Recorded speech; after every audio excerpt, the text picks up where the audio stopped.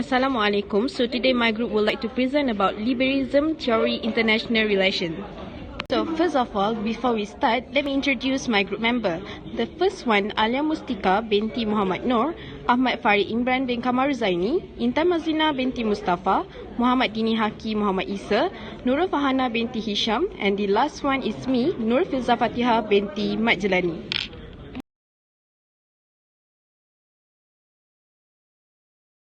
Hi, my name is INTAN binti MUSTAPA, and today I'm going to talk about the liberalism in international relations. Liberalism is a theory that believes countries and other global players can work together and get along well. It's all about the cooperation and harmony. So, for example, let's imagine this. Liberalism says that if we use our brain and become better people, we can make the world a nicer and more peaceful place to live. This idea comes from the Enlightenment, a time when people started valuing a reason and progress. So now let's contrast this with the realism, which is more skeptical. Realism says the world is all about conflict and power struggle, while liberalism says, hey, let's work together. It highlights the importance of the things like international groups, fair government, doing business together, and following rules. Liberal thinkers believe that by doing this thing, we can make the world a better place to live. So, in simple terms, liberalism is like saying, let's be friends and make the world awesome together. It's all about creating a world where everyone can benefit from getting along together. Okay, so now let's take a quick look at the historical development of liberalism in international relations. So, the first one is Enlightenment roots. The intellectual root of the liberalism can be traced back to Enlightenment thinkers like Immanuel Kant. Kant envisioned a perpetual peace achieved through republican states and international cooperation. Next, we have post-World War I. As you need to know, after World War I, President Woodrow Wilson introduced his 14 points, which were early attempts to institutionalize liberal principles in international politics. This period also saw the creation of the League of Nations aimed at fostering international cooperation and preventing future conflicts. After that is post-World War II. Following the devastation of the World War II, the establishment of the United Nations and Bretton Woods institution marked a significant advancement in the liberal thought. These institutions were designed to promote peace, economic stability, and cooperation on a global scale. And last but not least is end of the Cold War. The fall of the Soviet Union was seen by many as validation of the liberal theory. It was expected that liberal democracy would proliferate and foster a more cooperative international order, leading to lasting peace and stability. I think that's all for me. Thank you. Assalamualaikum, my name is NURUL FARHANA binti HISHAM. I will be continue to talk about the main points of liberalism theory in international relations. For the first main point is individual right, which emphasizes the individual freedoms. As for introduction, liberalism emphasizes individual right and freedom rooted in Enlightenment thought. These principles significantly impact international relations. So now I will be talking about the few key ways about these main points. For the first point is human right. First, liberalism stresses the importance of human rights. For example, countries like Sweden and Canada have a strong human rights record, which enhances their international reputation and credibility.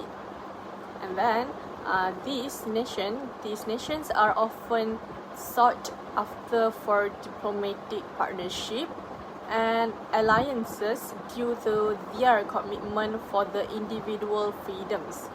Next, for the point number 2 is economic freedoms. Economic liberalism support free markets and removing trade barriers. This will take the European Union as an example, where the member states benefit from open borders and free trade agreements. When all these states allow economic freedoms, they will become economically interdependent.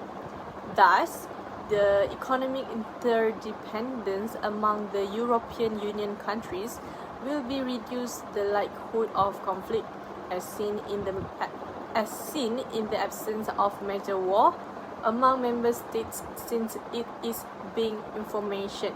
Lastly, for the points of these main points is reduce internal conflict.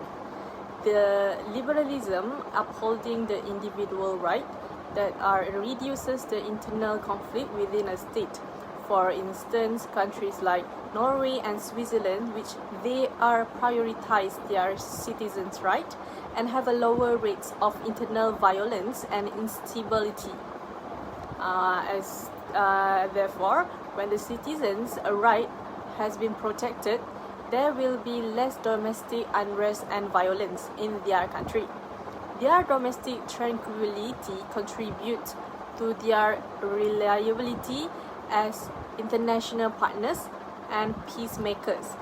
So to be concluded in this first main points, liberalism focuses on individual right that promotes legitimate, economically stable and peaceful international relation as evidenced by the example that I've been provided. Next, I will be talking about the next main points, democracy, which the democratic states enhance the peace.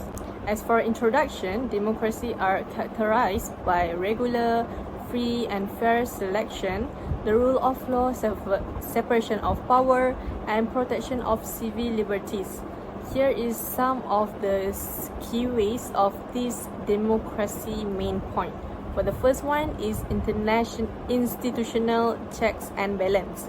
Democracies employ intricate system of check and balance to prevent any single leader or group from unilaterally pursuing aggressive foreign policies. For example, in the United States, the legislative oversight, judicial review, and a free press serve as a check on executive powers, fostering a more cautious approach to international relations. For the second point is transparency and communication. Democracies prioritize transparent decision-making processes and open communication channels, reducing the likelihood of misunderstandings and miscalculations that can lead to conflict.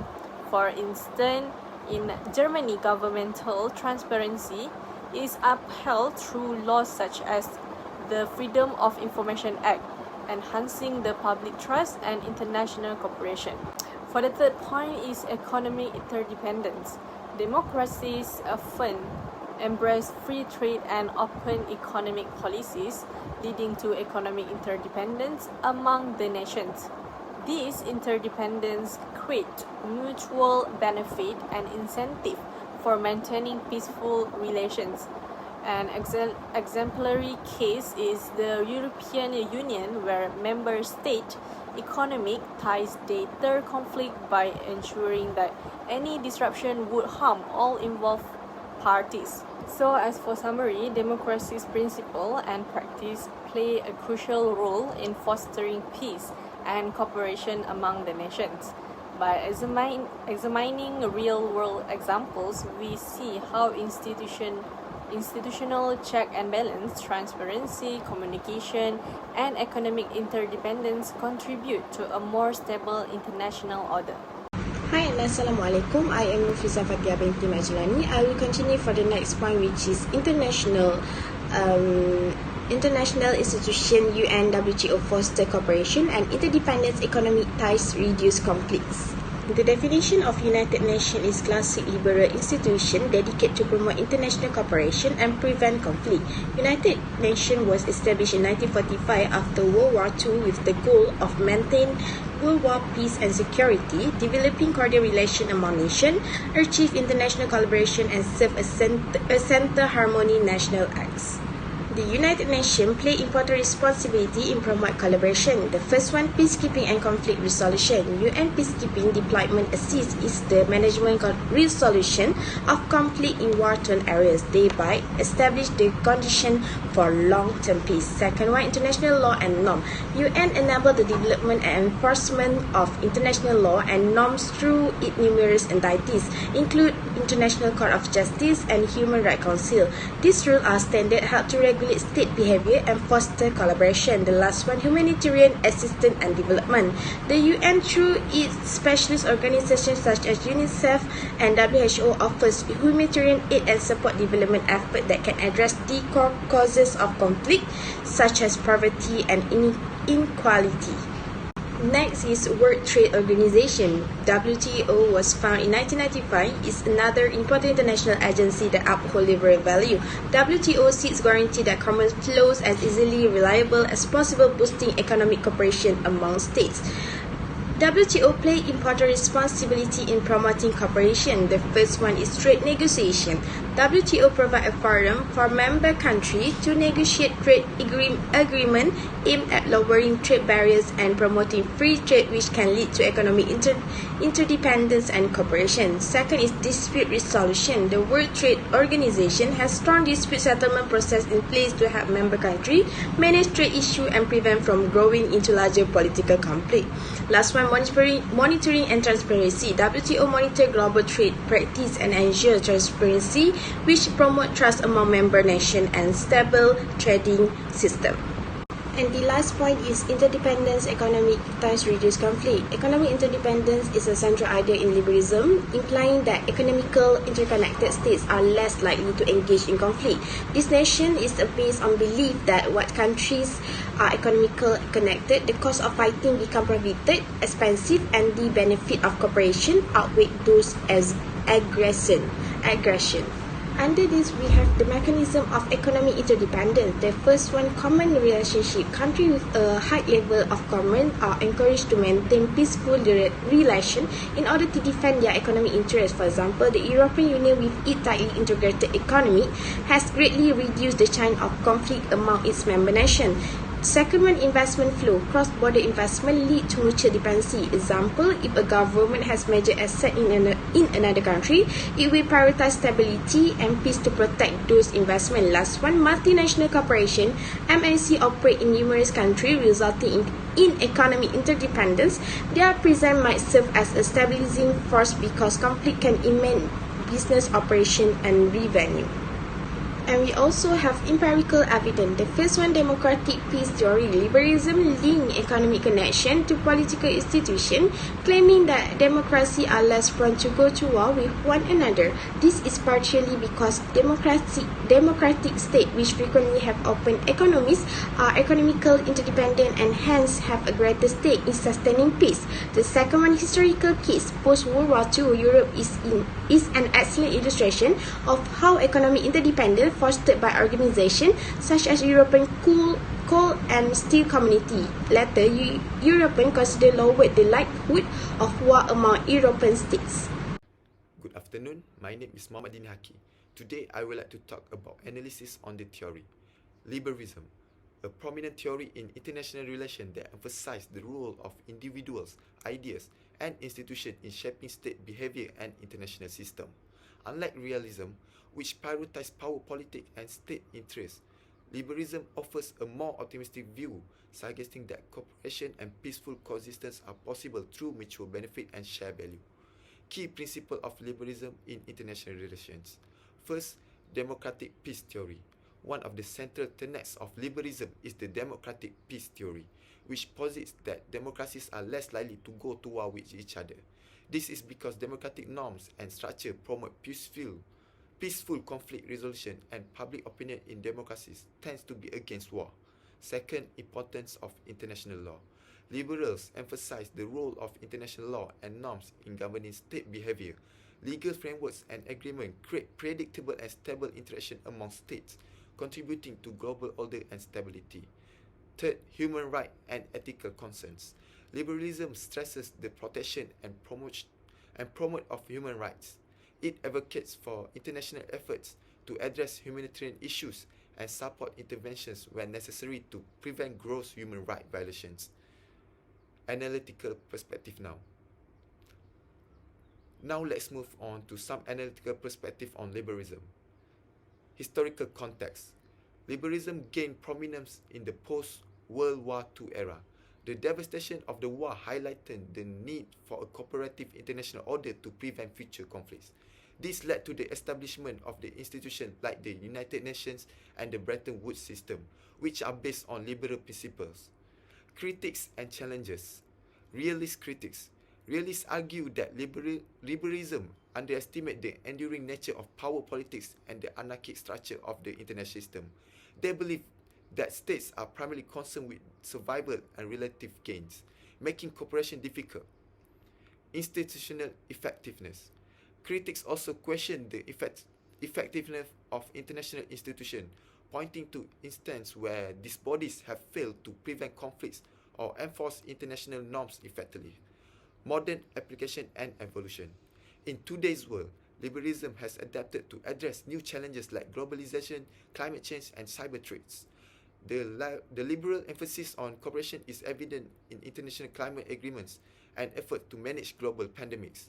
However, the rise of populism and national movement poses a significant challenge to liberal ideas, questioning the viability of international cooperation and the liberal world order. Case study and example to illustrate liberalism in action. Now let's take a look at two key examples. European Union. The EU is a success story of liberal principles. It exemplifies economic interdependence, institutional cooperation, and the promotion of democratic values among its member states. The EU has significantly contributed to peace and stability in Europe through this liberal mechanism. Second, United Nations. The UN emphasized peacekeeping, conflict resolution, and the promotion of human rights. Despite its shortcomings, the UN remains a key platform for international cooperation, showcasing the liberal belief in the importance of international institutions and legal norms. My name is AHMAD from IMRAN, and I'll be presenting about the impacts of liberalism. Liberalism have had significant impacts on the stage of international relations. Let's look at the key impacts of liberalism. The first impact of liberalism is the promotion of international institutions and organizations. As we all know, liberalism emphasizes on the importance of peace and cooperation. But how does liberalism achieve that? It is through these international institutions where countries aim to maintain peace and cooperation with each other. This has led to the establishment of international bodies such as the United Nations, World Trade Organization, International Monetary Fund, and numerous other organizations. These institutions provide a platform for dialogue, conflict resolution, and cooperation on global issues like trade, security, and human rights, where participating countries can seek solutions and work together to find a common ground where everyone can benefit mutually. Now, the second impact of liberalism on international relations is the emphasis on democracy and peace. One of the core tenets of liberalism is the democracy and peace. Under the assumption that democratic countries are less likely to go to war with each other. This has encouraged the promotion of democratic governance around the world, often influencing foreign policies of democratic countries to support the transition towards democracy. Throughout history, we have begun to see more and more countries embracing democracy in the pursuit of peace and prosperity. The liberalism theory has shaped diplomatic strategies and foreign aid policies, promoting democratic transition in various regions to seek for the sake of achieving peace among all countries. The third impact of liberalism on international relations is the focus that it has on human rights and humanitarian interventions around the world. Liberalism places a strong emphasis on human rights and the moral responsibility of countries to protect individuals worldwide. This has led to the development of international human rights conventions such as the Universal Declaration of Human Rights. The liberalism theory have pushed to protect and uphold human rights on the international stage. It has been a driving force behind humanitarian interventions in cases of severe human rights abuses across the globe. Moving on to the final impact of liberalism theory, the liberalism theory advances on multilateralism and cooperative security in the international stage. The liberalism advocates for multilateralism as a way to address global challenges through collective action. This approach has influenced the creation and operation of various multilateral frameworks and alliances, such as the North Atlantic Treaty Organization or NATO, which focus on cooperative security and collective defense of its members. Multilateralism has been crucial in addressing issues that requires joint efforts such as climate change, nuclear power, and terrorism. In essence, liberalism theory believes that cooperation can tackle difficult challenges both in regional and international stage. Thank you. So, lastly, is about the conclusion. Liberalism offers a valuable perspective on international relations by highlighting the potential for cooperation and the importance of international institutions. While it may not capture the full complexity of the world order, it provides a framework for understanding how states can interact peacefully and achieve common goals. However, it's important to acknowledge the limitation of liberalism and recognize that power, politics, and national interests continue to play a significant role in international